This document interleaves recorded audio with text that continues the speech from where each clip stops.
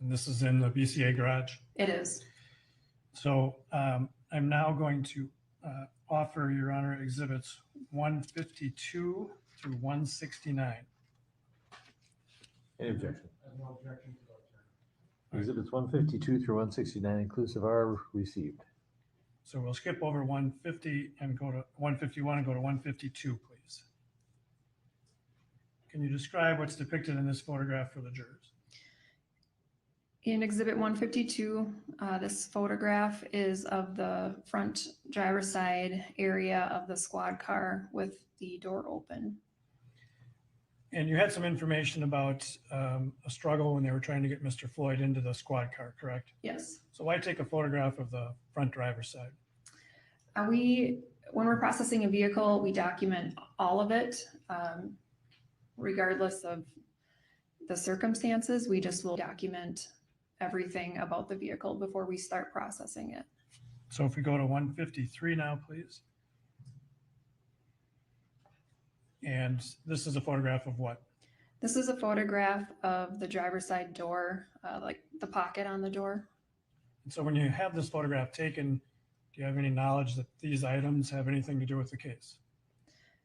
No. But just to document, you take this photograph. Exactly. And exhibit 154, what is this? Exhibit 154 is a closer photo of the driver's side floor of the squad. And again, just to document the scene. Yes. And 155, describe this for the jurors, please. This is a photograph of the contents of the front passenger side pocket on the door. And 156.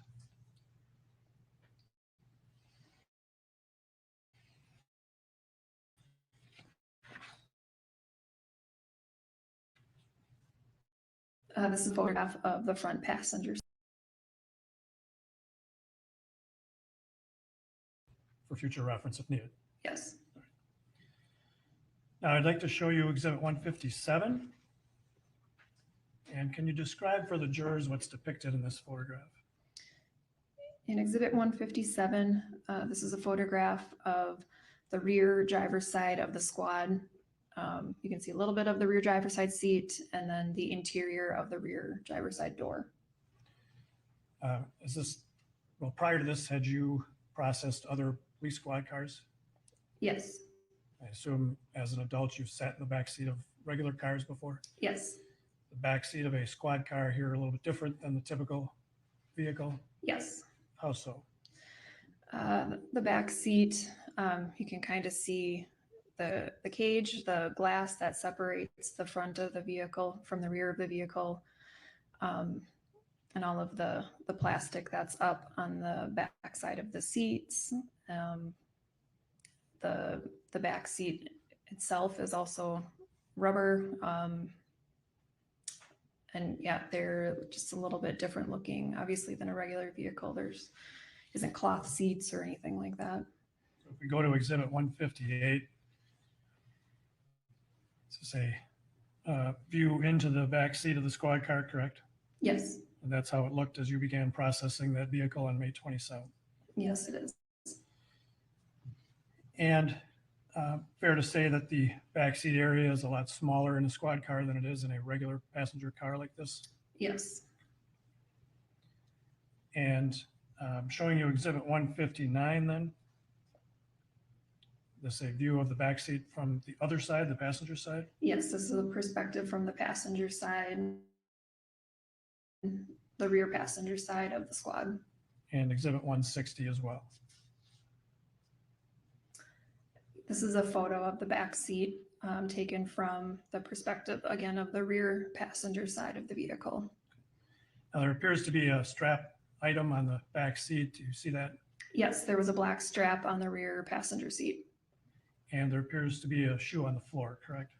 Yes, there was a pair of shoes on the floor. In this particular photo, you can see the right shoe. The left shoe is on the other side. On the floor of the other side? Yes. And exhibit 161.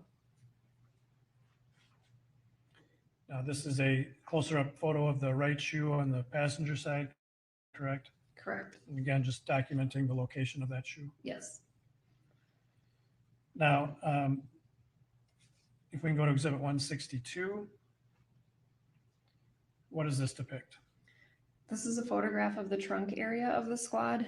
That was a large removable plastic tote that had various items and supplies in it. And again, didn't have any specific information that this area, the squad car, was involved in the incident, did you? No, we did not. But you still document this? Yes. So I think what we can do is just kind of scroll through Exhibits 163 through 166, please.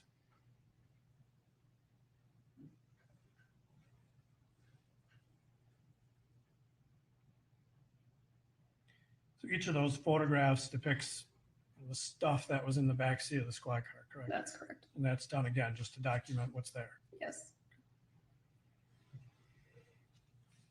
And were certain items then, you can take it down, please, documented by you and recovered? Yes. And did that include the pair of shoes Yes. and that strap in the vehicle? Yes. And as well, did you see any blood stains or what appeared to be blood stains in the vehicle? Yes, I did.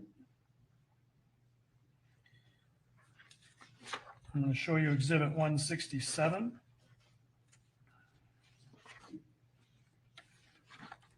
Do you see that photograph?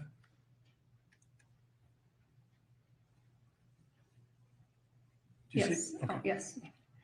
And so the strap is labeled as what item? As item 9. And the shoe, The shoe is item 8.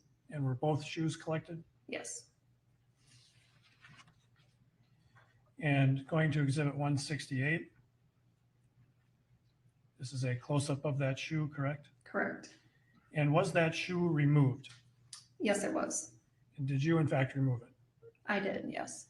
And did it have any apparent blood on it? No, blood was not noted on it. And Exhibit 169?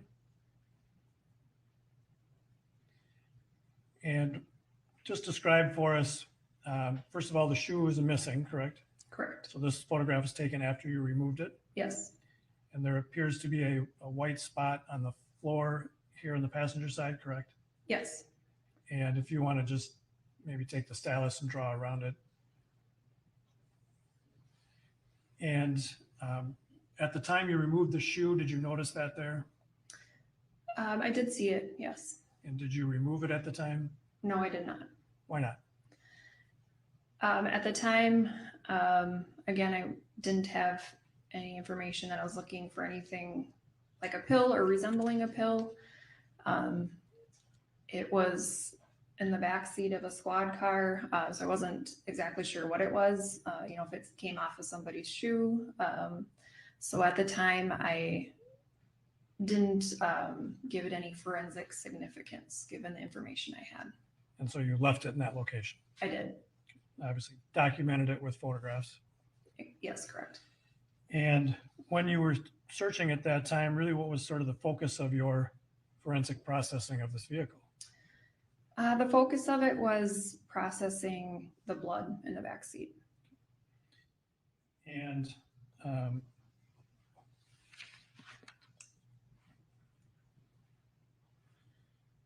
so then there are some other, we see some white stickers in this photograph.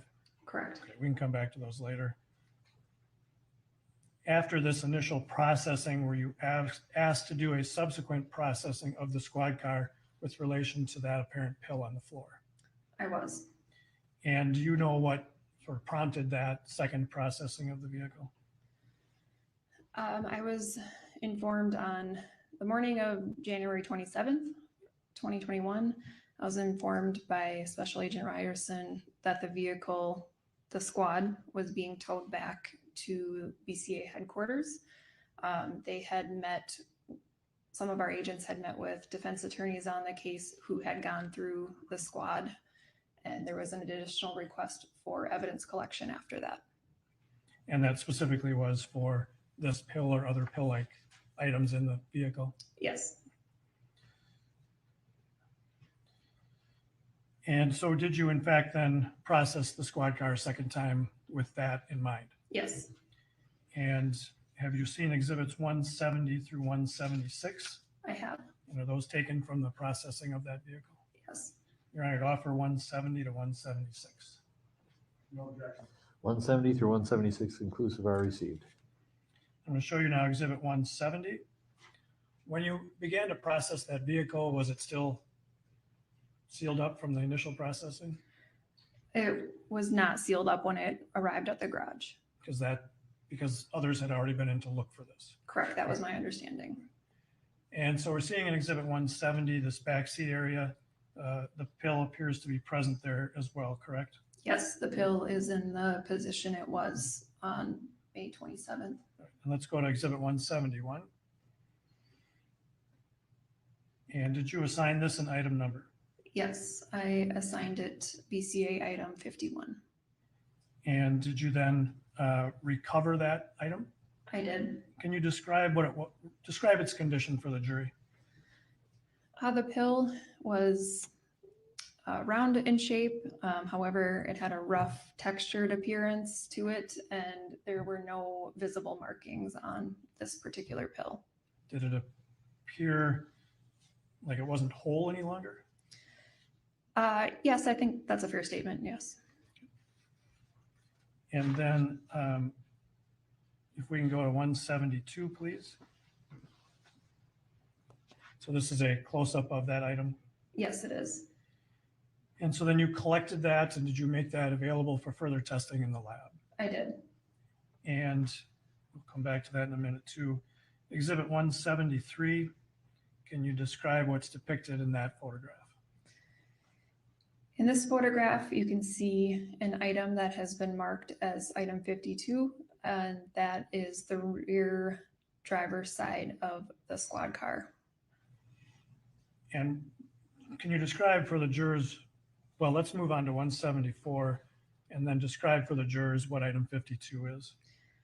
This is a closer photograph of item 52. It was a small, irregular shaped piece that could have been a portion of a pill. It had that same kind of rough textured appearance as item 51. There was no visible markings on this particular item either. Was that collected for testing as well? It was. And then going to exhibit 175. It's a little harder to see, but can you describe for the jurors what appear to be marked as items 53 and 54? Yes, so in the background of the photo is an item marked as item 53. This was a small piece of what could have been a portion of a pill. Item 54, you'll actually see two item numbers for item 54. Everything else that looked like it could have possibly been a piece of a pill. So the small remnants and the powder that were remaining, I collected together as item 54. And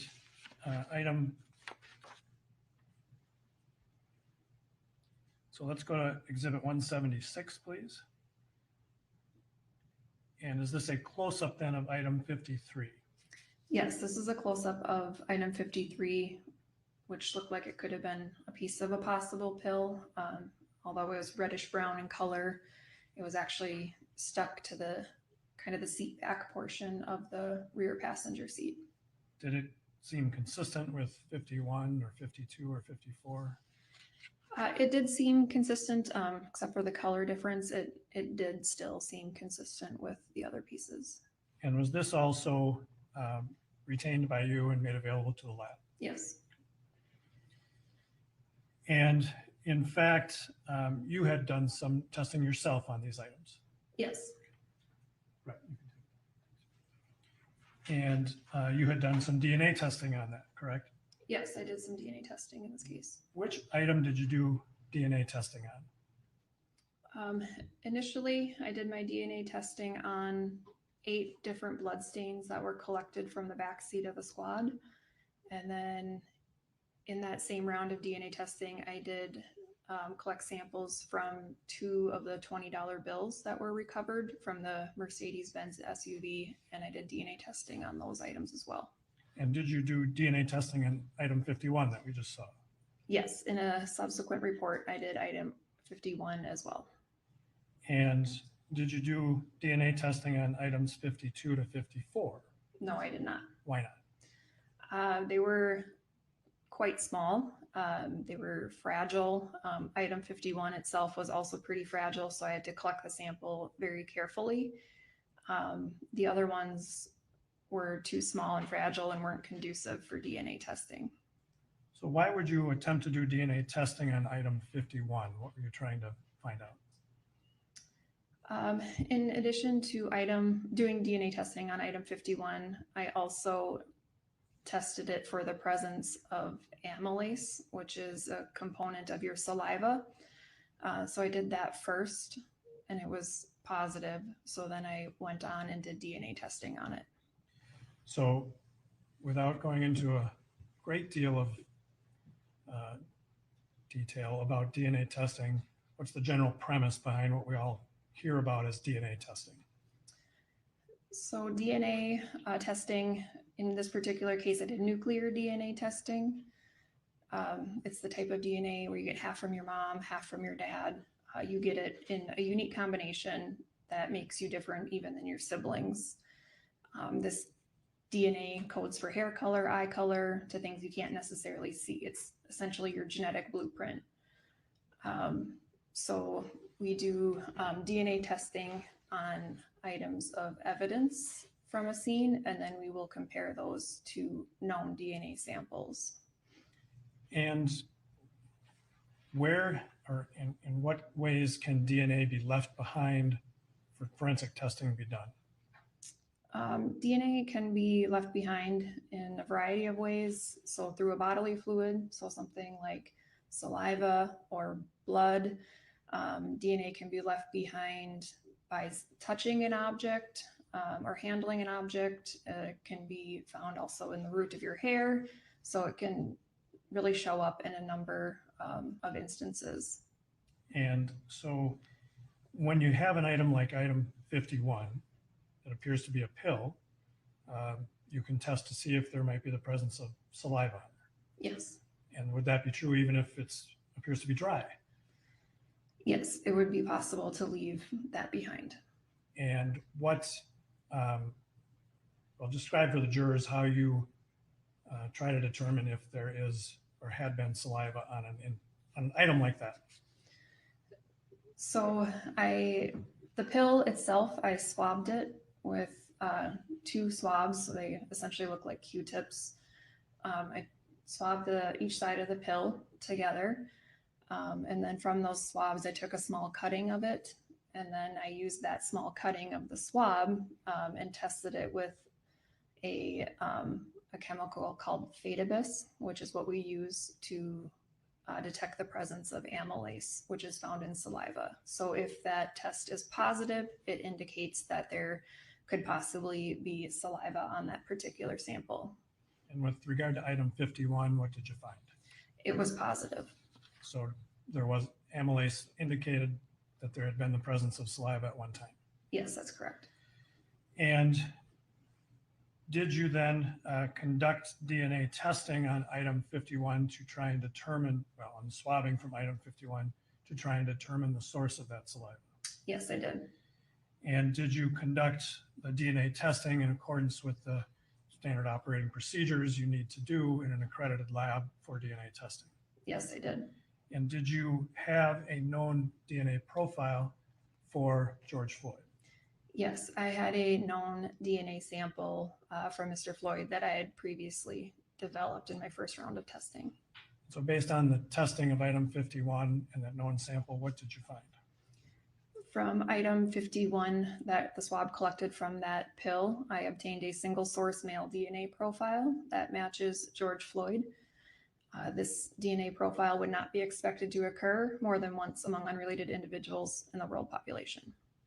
So after you did your testing on item 51, did you make it available for other sections of the lab? Yes, it was sent to drug chemistry after I was done. Now, I've deviated a little from the original search of the squad car, the processing. So I want to go back to May 27th when you first processed the squad car, okay? Okay. You mentioned finding some apparent blood in the squad car, correct? Yes. And where was that located?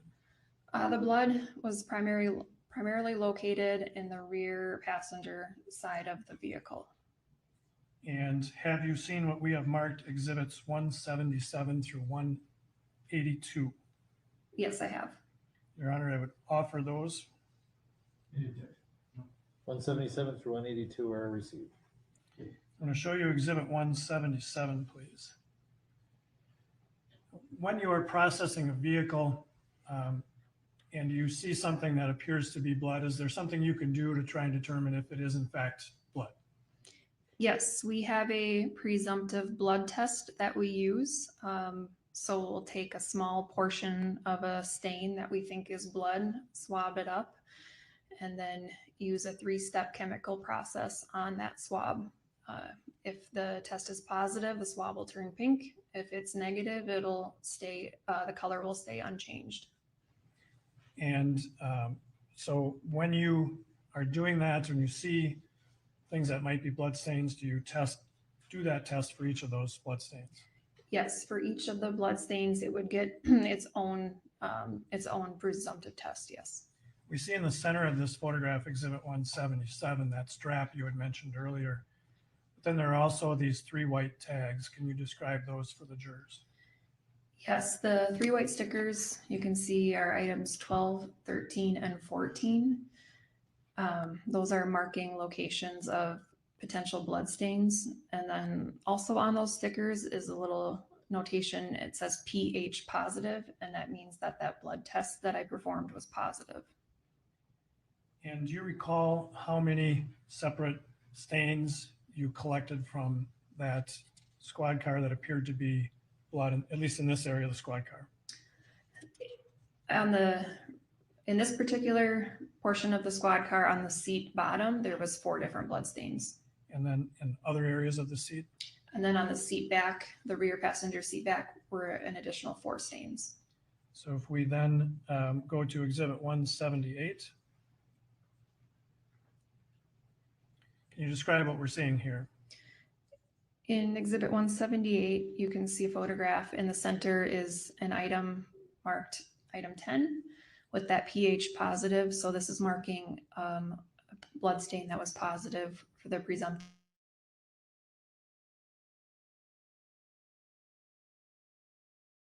Is a little bit out of the photograph. It is more in the door frame of the vehicle, and that was also positive for the presence of blood.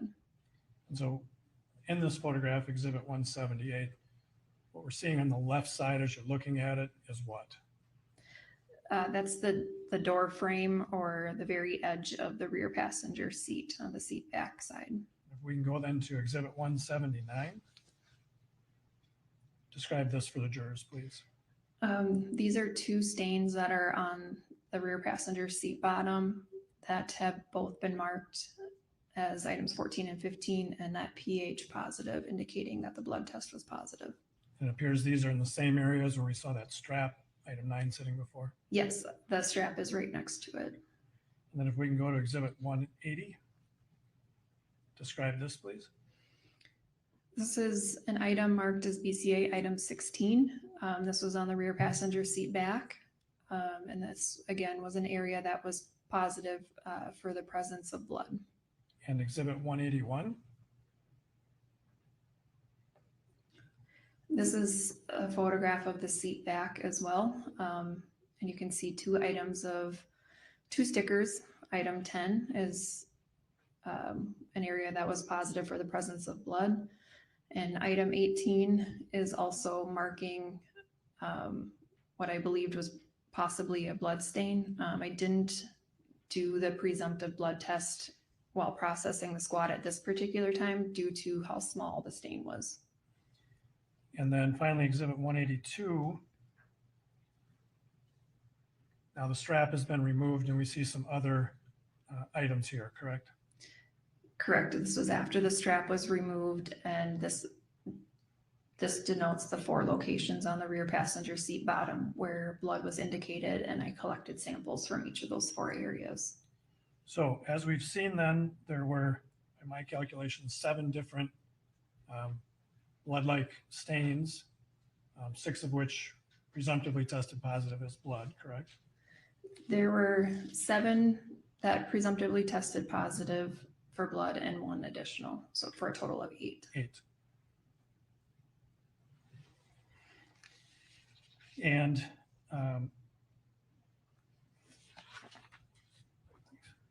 did you then, well, just describe for the jury where those generally were located in the squad car? They were all on the rear passenger side of the vehicle.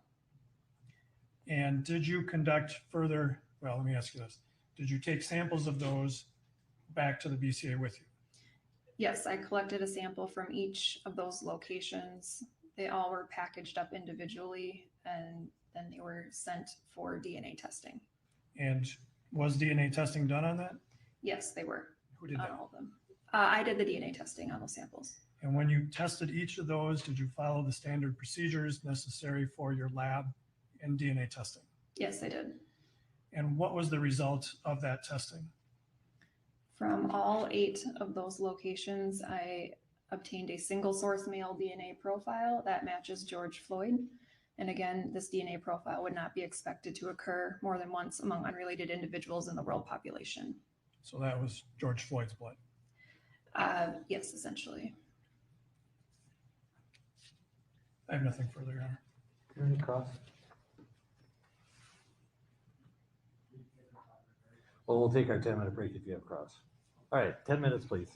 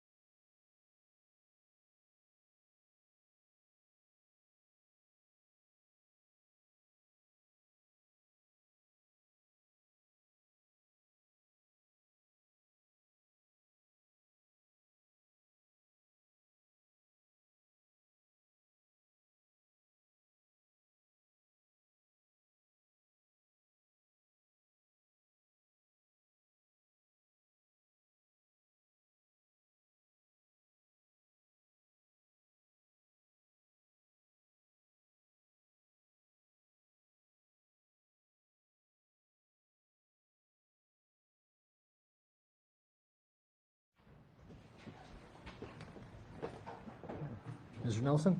I have no questions for this witness. All right, thank you. You're excused.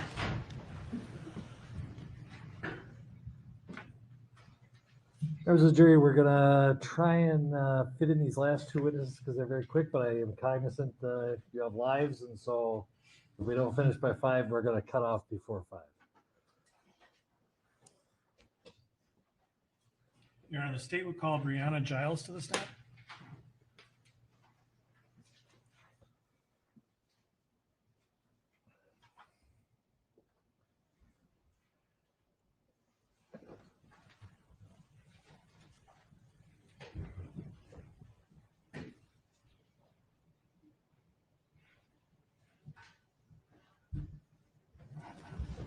Raise your right hand. Do you swear or affirm under penalty of perjury that the testimony you're about to give will be the truth and nothing but the truth? Yes. See?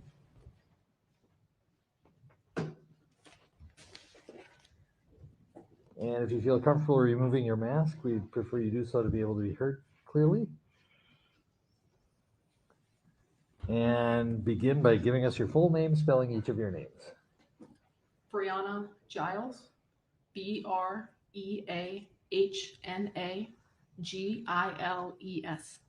Mr. Frank. Thank you, Your Honor. Ms. Giles, how are you currently employed? I'm a forensic scientist in the drug chemistry section of the Minnesota Bureau of Criminal Apprehension, also known as the BCA. And can you describe for the jurors your educational background to be a forensic scientist? I earned my Bachelor's of Science in Biochemistry from the University of Wisconsin-Madison and my Master's of Science in Biomedical Forensic Sciences from Boston University. I've also undergone various training in both of my employments. So when did you obtain your bachelor's degree in biochemistry 2009, and your master's? 2011. And where have you worked since obtaining your Bachelor of Science degree in this field? I worked for 4 years in Dallas County, Texas, at the Southwestern Institute of Forensic Sciences as a drug chemist in the forensic science. And how long did you do that? 4 years. And when did you leave that job? 2017, And where did you go to work from there? at the BCA. Have you been at the BCA ever since? Yes. And do you have any professional affiliations, any groups that you belong to? Yes. And can you tell the jurors what those are? I am a member of the American Academy of Forensic Sciences, a member of the Midwestern Academy of Forensic Sciences, and a member of the Clandestine Laboratory Investigating Chemist Association. And can you tell the jurors, in maintaining your competence in this field, what kind of trainings you go to? I attend various conferences, webinars, keep up on current articles, and try and stay up to date with all of the changing discipline in our field. So what kinds of things do you do as a chemist at the BCA? I analyze unknown substances for the presence or absence of controlled substances and generate reports on those findings, maintain the chain of custody, and testify in court as needed. And were you asked to perform some testing on items in the case that brings us to court today? Yes. And do you recall what the first item was that you tested? Yes. And what was that item? It was an apparent glass pipe. And given your history, your work history and your training and experience, did you inspect that visually? And if so, what did you think of it? Yes, I inspected it visually and performed analysis according to our policies and procedures. And what kind of testing did you do on that pipe? I performed a presumptive test and a confirmation test. What's the presumptive test? In this case, the presumptive test was a color test. What does that tell you? It gives me an indication of what the substance could be. So how do you, test the pipe? What do you do to get something to test? For a pipe or an apparent type of smoking device, I will scrape out a portion of residue that is on the device and use that for testing. And so with this particular pipe, did you find any like green leafy material or anything of that nature? There was only visible charred residue. And in your job as a chemist for the BCA, how often do you see this where you have a pipe with some residue in it? Very often. And so did you perform some testing on that residue? Yes. And did you follow all the procedures necessary for a chemist at the BCA in doing that testing? Yes. And what were the results of that testing? That the material contained tetrahydrocannabinol, or THC, and that no marijuana was identified. So what does that mean? What is THC? It is the main psychoactive ingredient found in marijuana. And by finding no marijuana, what do you mean by that? There was no visible plant material that was able to be identified as marijuana. And so this would indicate that it had been used at some point in the past, is all, right? It's a really poorly worded question, isn't it? The finding of this residue, does that really tell you anything about the pipe itself?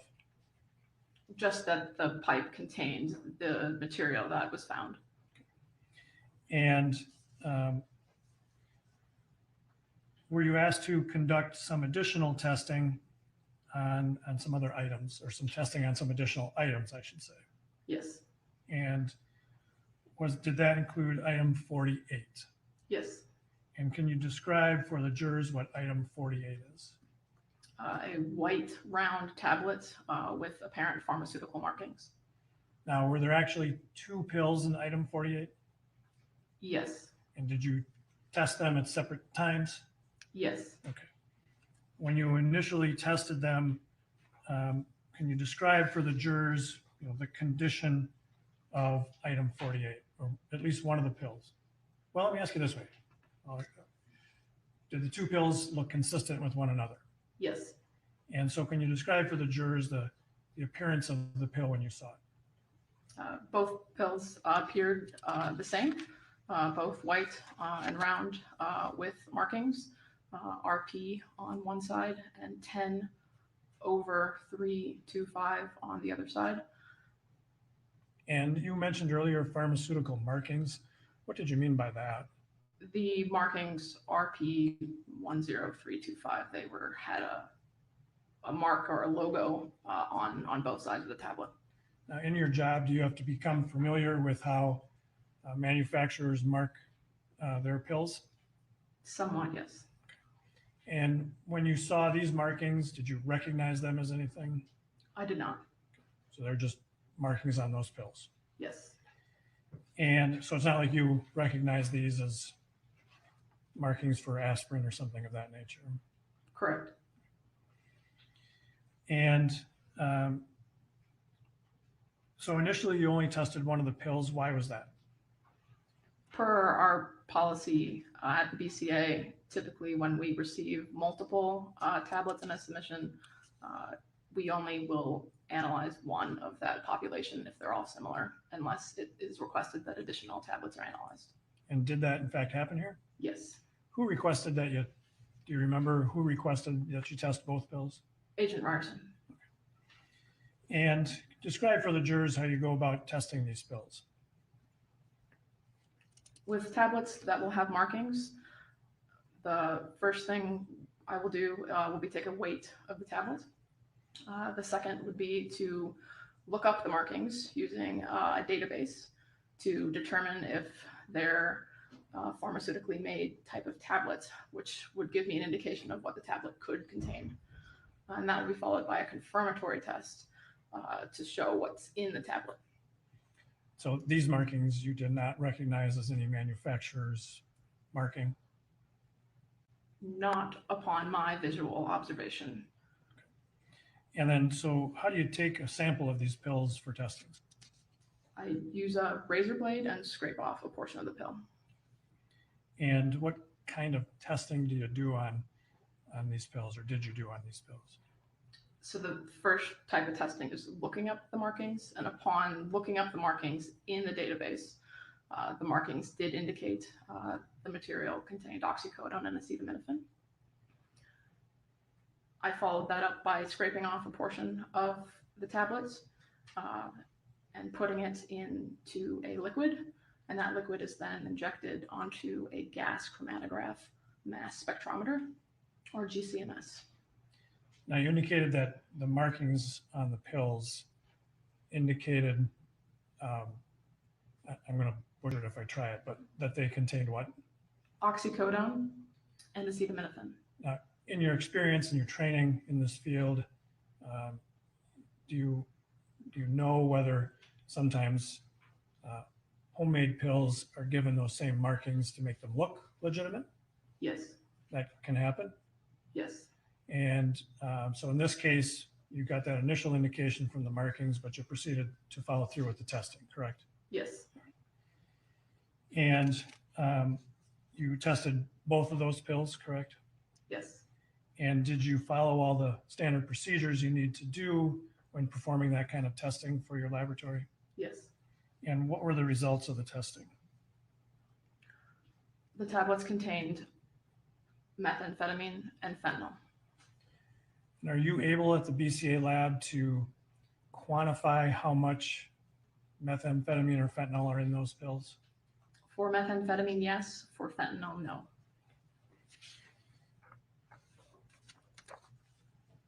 And so were you asked to do some additional testing with other items in this case? Yes, And were those items 51, 52, and 53? yes. All right, so let's look at item 51 first. That item, can you describe for the jurors the condition of that item when you saw it? It appeared to be a partial white and pink tablet with no observable markings. And did you then test that item as well? Yes, And again, cut a portion of it off for the testing? yes, And did you follow the necessary procedures to conduct the testing on that item as well? yes. And what were the results of that testing? Methamphetamine. And were you able to detect any other controlled substances in that pill through that testing? Not conclusively. And what do you mean by that? Per our policies and our procedures, there are certain requirements that we have to conclusively identify a substance. Methamphetamine was the only identified.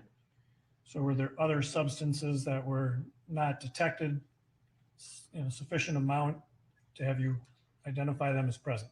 Yes, And do you know what substance that would have been that you found that way? per our testing, I can't confirm or state any identity of those substances.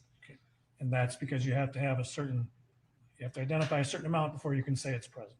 Yes, We might call that a threshold, right? we don't use that word in this type of testing. It's just not enough there to say it's there. It doesn't meet all of the requirements that we have to give an identification. I should have asked you just to explain rather than me try to do it. But, all right, so did you also then do testing on item 52? Yes, And did you incidentally weigh item 52? yes, Do you remember the approximate weight? 0.019 plus or minus 0.005 grams. So can you give us some scale there? Is that in terms of a pill? Is that a small weight, a large weight? It was a partial amount of what would be a tablet. If you think of a normal type of Tylenol type tablet, you're going to get a weight approximately about 0.5 grams. This was 0.019. And did you also conduct testing on item 52 using the appropriate procedures for your laboratory? Yes, And what was the result of that testing? methamphetamine. Were you able to identify any other substances in that pill? No, And item 53, did you also conduct some testing on item 53? Yes. And can you describe the condition of item 53 when you looked at it? Similar in appearance to item 51 and 52, only a much smaller amount. Do you recall the weight of item 53? It was less than 0.01 grams. So even less than 52. Yes. And did you conduct testing on that item as well using the standard procedures in your laboratory? Yes. And what was the result of that testing? Methamphetamine. Were you able to call the presence of any other substances in item 53? No. And did you also, or did you conduct some testing on item 54? I did not. Why not? That was not submitted to me for analysis.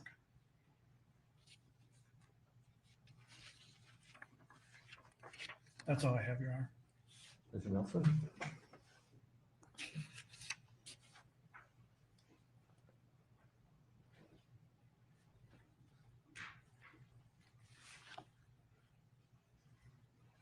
Good afternoon. Just a couple of very brief questions, ma'am. The first test you did was the testing of the marijuana, correct? The pipe where you recovered THC, correct? Yes. All right. But then the second test you did in report number 9, you tested the pills that appeared to have the pharmaceutical markings, correct? Yes. You looked up those pharmaceutical markings. They were consistent with oxycodone, correct? And Tylenol? And acetaminophen, yes. And acetaminophen. Okay. And the weight of those pills was 0.397 plus or minus 0.005 grams, correct? That was the weight of one of those pills. One of those pills. And those pills were, did not appear to be, you could see the pharmaceutical markings on them, right? Yes. Now, the items that you tested, 51, 52, and 53, 51 appeared to be a more consistent pill, correct? Like looked like a pill. Yes, it looked like a partial pill. And that weight was 0.269 plus or minus 0.005 grams, correct? Yes. And 52 was more of a part of what appeared to be a pill, right? Yes. And that was 0.019 grams, correct? Yes. Plus or minus the 0.005. Yes. And so the difference between item number 52 and item number 48 would be 3.39 grams, give or take, right? Can you repeat what items those were? Sure. Item 52 was 0.019 and item 48 was 0.397. Yes. Okay. And then you did, just to be clear, item 48 came from the center console of the Mercedes-Benz, or were identified as coming from the center console of the Mercedes-Benz, correct? To my knowledge, yes. And that's what was reported to you? Yes. And the other items, 51, 52, 53, and 54, they came from the backseat, or they were identified as coming from the backseat of Squad 320, correct? I can't speak to 54, But but 51, 51, 52, and 53, yes. they were identified coming from the backseat of Squad 320. Yes. And in terms of is it fair to say that there was some evidence that didn't meet your laboratory scientific threshold or scientific standards that a different controlled substance was potentially present? There were indications of other substances. I can't speak to whether they are controlled or not controlled substances. Okay. And those were brought to the attention of everybody involved, right? For business purposes, it is in my notes. Okay. And that was fentanyl.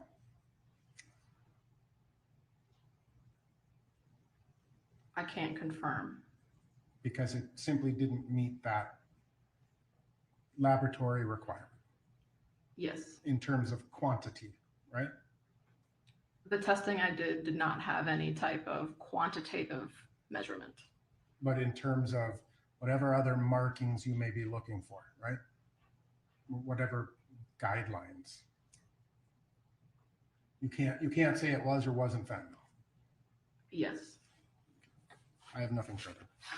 Anything further? All right, thank you. You may sit down. Next witness? Last one.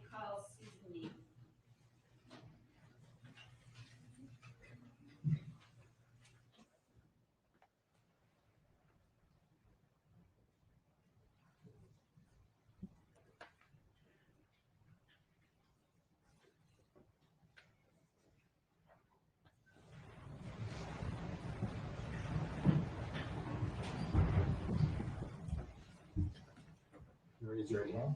You swear or affirm under penalty of perjury that the testimony about to give will be the truth and nothing but the truth. I did. Proceed. And if you wouldn't mind removing your mask for testimony, that would be excellent. And let's begin by having you state your full name, spelling each of your names. Susan Lynn Neith, Neith. Susan, common spelling? Susan. Thank you. Good afternoon, Ms. Neith. Hello. Where do you work, ma'am? I work at NMS Labs in Pennsylvania. And what's your job title? I'm a forensic chemist. How long have you worked at NMS Labs? I've worked for approximately 27 years, 15 of which in the capacity of a forensic chemist. What did you do there other than being a forensic chemist? I did GLP testing as a study manager. And I also did quantitative analysis in biological samples. You mentioned GOP testing. What is that? That stands for Good Laboratory Practices. We conducted studies on animal assays, clinical trials, and we would test the samples from the animals and create reports regarding the findings of those studies. Prior to joining NMS Labs, did you have any other lab or pharmaceutical experience? I did work in the pharmaceutical industry for about 7 years. Could you describe your educational background for the jury? I have a Bachelor of Science degree in medical technology from Hahnemann University in Philadelphia, Pennsylvania. And do you have any specialized training or certifications to do the work you do as a forensic chemist? I'm certified by the American Board of Criminalistics in drug analysis, and I also have a license from the Texas Forensic Science Commission in drug analysis as well. And are you up to date on all of the requirements for licensure and certification? Yes. Getting back to NMS Labs, is NMS a licensed and accredited laboratory? Yes. And in terms of your job as a forensic chemist, can you maybe describe your job duties on a day-to-day basis for the jurors? As I analyze substances for the presence of controlled substance or other pharmaceutical drugs, I perform quantitative analysis as well for controlled substances and pharmaceutical drugs. I prepare reports that summarize the findings of my analysis, and I also do peer review of other analysts' data. I do instrument maintenance, calibration, troubleshooting, and I also represent NMS at forensic meetings, doing presentations as well. And approximately how many tests have you performed as a forensic chemist at NMS Labs over the course of your career? Approximately 6,000 tests, approximately 4,000 of which were quantitative analysis. And you talked about quantitative analysis. Could you just describe what that is and what that process looks like? It's a process to determine how much drug is in a substance, what the concentration is. And do you follow certain steps in order to perform a quantitative analysis? Yes, we have standard operating procedures. And just sort of as a general overview, what steps do you go through when you get a substance for quantitative analysis? So the evidence will come in, we will open it, and describe it and take an analytical weight of the material.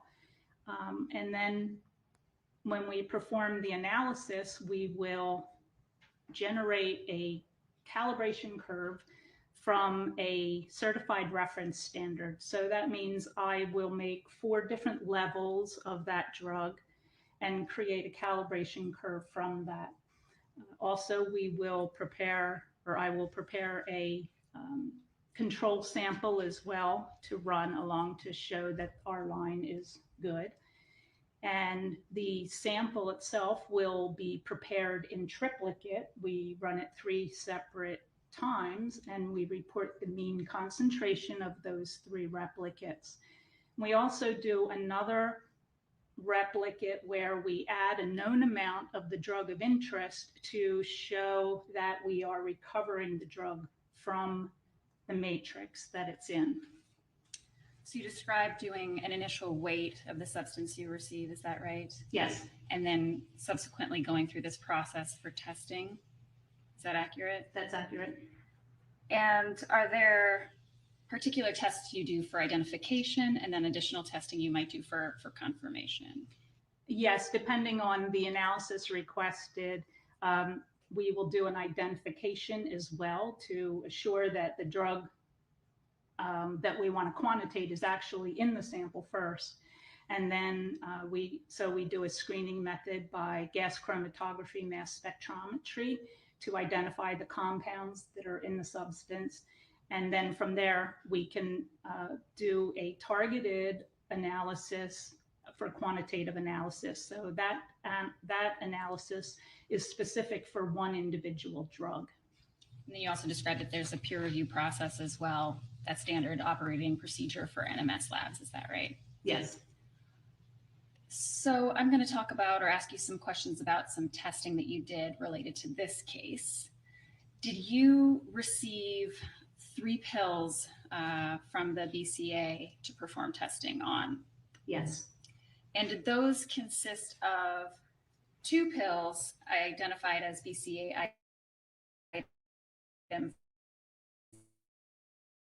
48 as well as 1 pill identifies or pill identifies BCA?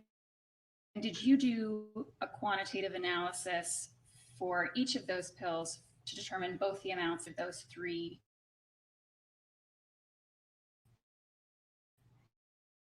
substances? I did.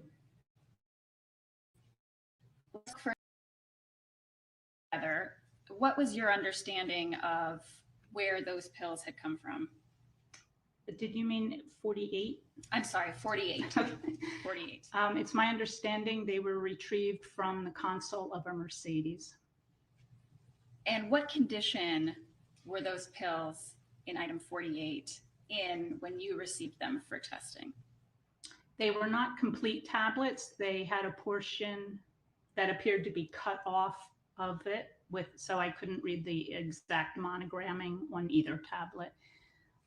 They appeared to be round tablets, nothing out of the ordinary. You mentioned some monogramming. Did you note monogramming on those pills? It's noted in the description on the analytical report.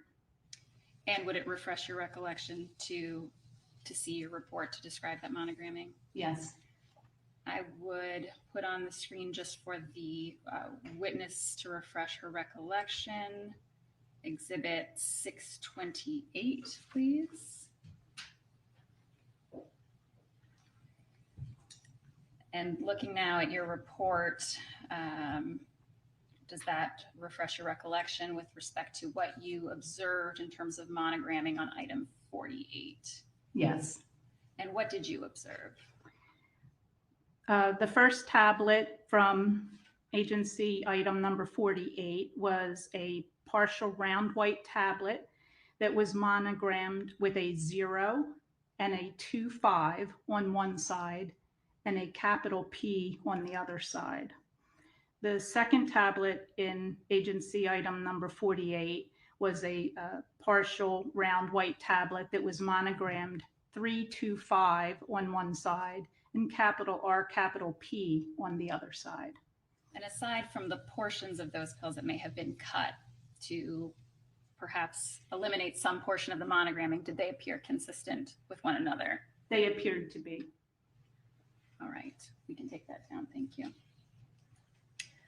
Did you initially perform fentanyl quantification testing on those two pills identified as BCA item 48? Yes. And what do you have to do after taking a weight in terms of next steps for that process to occur?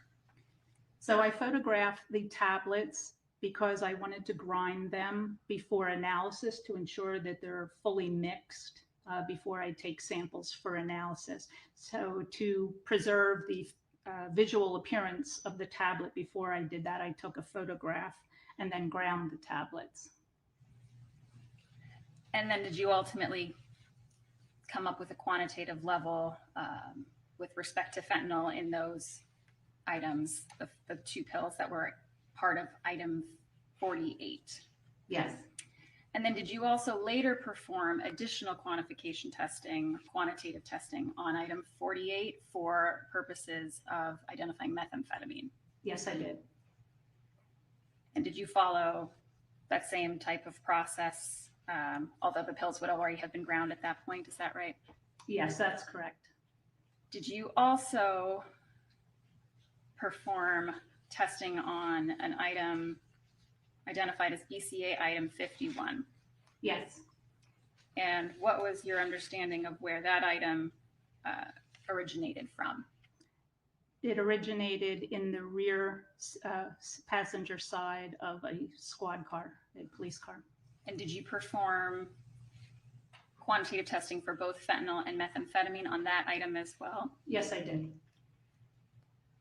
And what was the condition of BCA item 51 when you first received it for testing? That was also a partial tablet with no visible monogramming of any kind on, and it had a little bit of what appeared to be red staining on the tablet. Was the texture of that item different in any way from the other two pills you had previously tested? It seemed to have a rougher surface consistency compared to the other two that were smoother in appearance. Ultimately, did you issue a report documenting your findings with respect to the fentanyl and methamphetamine levels in both of the pills in item 48 as well as the pill in BCA item 51? Yes. Do you recall the details of those findings offhand? I would need to view the report again. And we will put exhibit 628 up just for the witness to refresh her recollection. And seeing your report, does that refresh your recollection with respect to your findings? Yes. And this continues on from page 1 to page 2. So just focusing in on the first part of your findings, what did you find with respect to BCA item 48? In both of those cases, the fentanyl concentration was less than 1%. For the NMS exhibit 1, which was the first tablet of item 48, the methamphetamine was 1.9%, and again, fentanyl less than 1%. For NMS item 2, or the second tablet in item 48, the fentanyl was less than 1%, and the methamphetamine was 2%. And then with respect to BCA item 51, what were your findings with respect to BCA item 51? Fentanyl was less than 1%, and methamphetamine purity was 2.9%. And with respect to fentanyl, is that amount, well, how does that amount, this less than 1% amount, compare to what you would expect to see for street fentanyl in your experience? In my personal experience, when I've quantitated fentanyl in powders or tablets, generally we see levels that are low and less than 1%, or maybe slightly above 1%. So having a level under 1% with respect to fentanyl purity is common, and sometimes it may be slightly higher. Is that your experience? In my experience, yes. And with respect to the amounts of methamphetamine, ranging from 1.9% through 2.9% purity, how does that compare to what you typically see in your line of work for street or recreational methamphetamine? That result is low. Generally, we see higher levels in methamphetamine samples that I have tested. And when you say higher levels, approximately what percentages of purity do you typically look at for street methamphetamine? Majority of the time I see 90 to 100% methamphetamine. Nothing further, Your Honor. Mr. Nelson? All right, thank you. You are excused. Members of the jury, we're going to recess until tomorrow morning. We have some matters to take care of, but we're still going to shoot for 9:15 tomorrow. Thank you.